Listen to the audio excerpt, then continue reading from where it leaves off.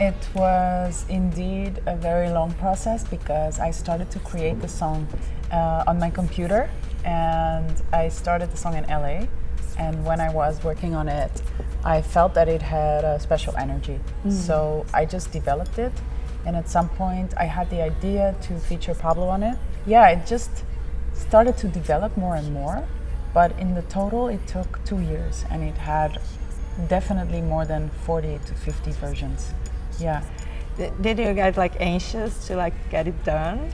Yes, I was not sure if I was getting it done. I was like constantly struggling to finish it. And at some point in the end, I think like I just made a decision on the final instruments, the final way that the song is arranged, and then I decided, okay, this is the final.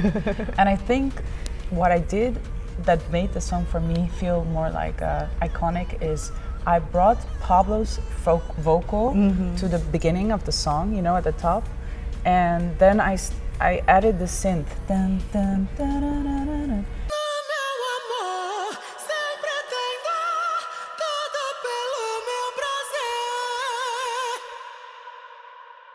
And that just became like really a big intro, and for me, I was missing that before.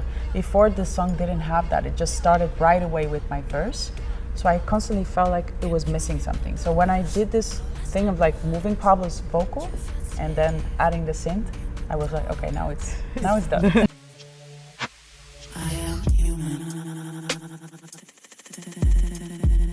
So my relationship with Portuguese language is very special, and actually my music career started in Rio 15 years ago. I came to Rio and I was doing work for an NGO.